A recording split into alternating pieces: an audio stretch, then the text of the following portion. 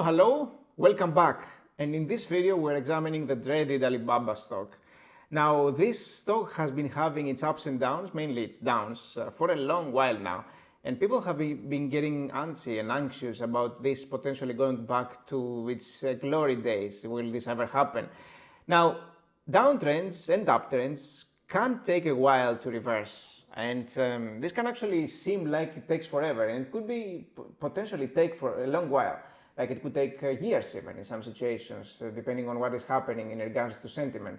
But then again, when things reverse, as long as the company keeps doing well through the years financially, there tends to be sort of like a rocket move as well on the upside, potentially. Again, if the company does well in regards to financials, which we're going to be examining in the video.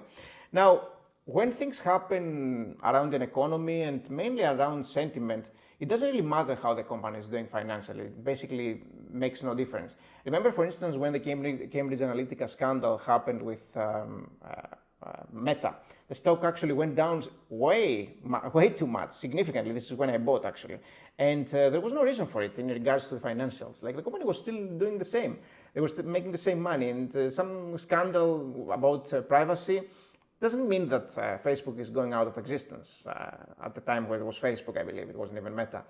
And so the things like the metaverse, which was another case of a potential fail, also don't really make a big dent on the company, because the thing is, these things can easily dissipate. Like if they fail, like if the metaverse fails, that's okay. The company lost some money, yes, but still the core business is the same and it's still generating tons of money. And this is what we care about. And as smart, hopefully, investors, we don't really care about what people are saying in regards to the overall company, whether they love it or hate it. We do care about whether people are using it, whether it generates profit. That's the things that we care about. And of course, obviously, there are financial metrics that we're going to be examining. So what is going on with Alibaba right now? It keeps going down. And examining the stock news here, you will see things about Alibaba higher as China prepares this new stimulus round, which can be actually a dent in the economy eventually, because stimuli tend to be good for a few months, but then it tends to cause trouble in the economies because it's free money, and free money causes inflation. If money doesn't lead to productivity, is a bad thing. If it does lead to productivity, it's not a bad thing, but if it actually is utilized for black holes, it's not a good idea. It tends to be inflationary. Or if it's given to not to people that need it and can actually utilize it in the economy, it can cause trouble. Okay, the thing is, Alibaba has been having troubles and China has been having troubles lately. But the thing that we want to be examining, of course, is the metrics. This is all we care about. The P/E ratio of the company is sitting at 18, and remember at some point it was significantly higher because the company was losing net income. Right now, it's going back down, and I love to see it, 18.6%, with the price to free cash flow at 8.8, 8.9. Absolutely tremendous. Love it, love it, love it. If I didn't own Alibaba stock already, I think my cost base is like 94 or something, I would definitely be buying right now. And I was thinking about it, but I don't want to surpass my limits because I always have thresholds regardless of how much I like the stock. But this one, based on what I'm saying, I like a lot.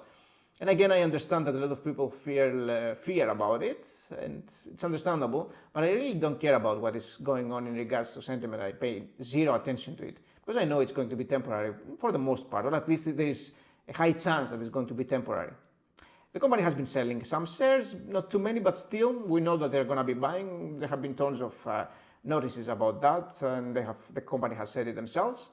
And the liabilities are a little bit more than expected, but still within normal range. This becomes a red when it's more than 5. But again, when the company generates good free cash flow and they have a lot of money in their coffers, it's not a big problem, frankly. And company that has very little debt as well is another thing to know about. Their net income margins have been affected tremendously in the past few years because basically they were not making too much net income, and so their margins have been going down. And recently, going back to better values right now, and this is what we like to see. And for the meantime, you know, it is affecting the stock price, which could prove to be a very nice buy for potential new buyers. I think, frankly, that this looks like a case similar to what Meta has been but we don't know whether this is going to be a move that's going to happen next year or so. Nobody knows about that. But the financials kinda depict that. Now, if we take it to a 10-year display, $8.4 billion back in 2014 to 126. This is out of this planet growth. Take a look at this growth. This is insane. And in regards to the net income, 3.7 billion to 10 billion over here, and at some point it was 22. Again, we know that the company has suffered in the past few years because of what has been happening with the Chinese economy, the crackdowns and everything. I talked extensively about that in my videos. I don't need to mention this again, but we do know what has been happening, and this is why the company's stock price has been cut more than half, actually. And so it has given us an interesting opportunity, going back to almost like 2018 over here. Interesting case, very close to that. Now, the balance sheet of the company, taking it back 10 years ago, again, $6.3 billion to $144 billion. I mean, there's not much to be said here. Tremendous growth for the company. Yes, they have been selling some stock too, no doubt about that. But still, they have been increasing their equity at a tremendous amount over here.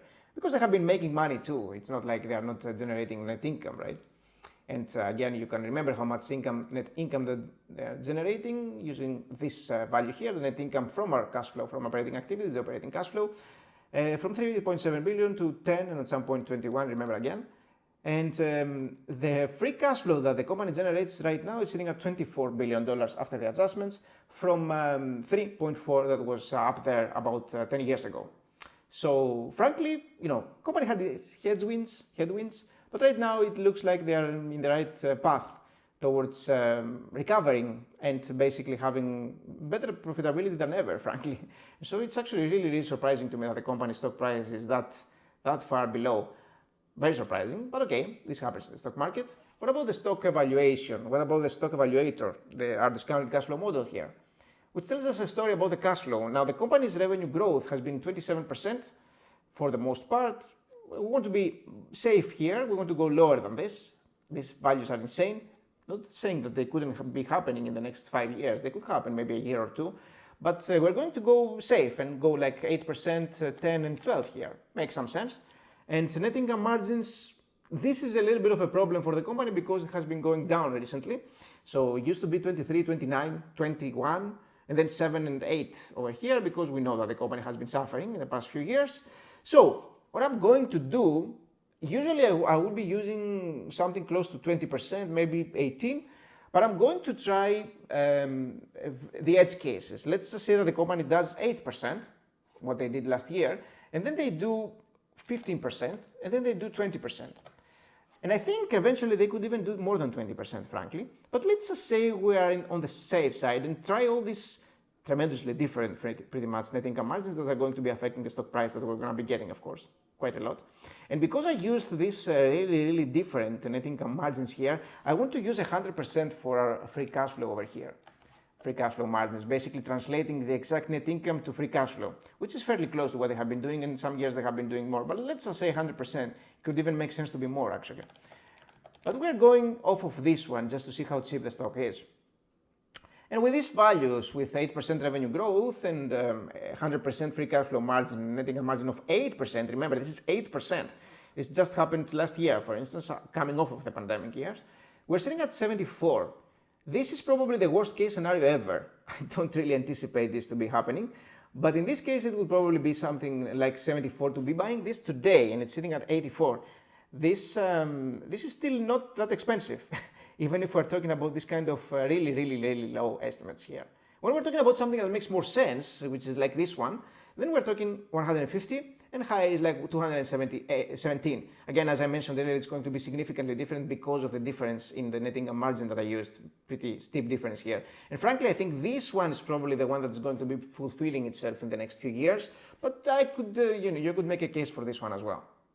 And so, as I'm seeing it right now, Alibaba, yes, there is fear and loathing in Las Vegas, I suppose.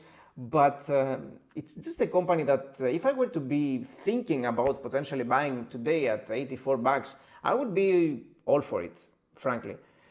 yeah, there are some, some potential drawbacks. Yes, we have talked about them, but I think they are going to be temporary. In regards to value, this is a very, very valuable stock and cheap, frankly.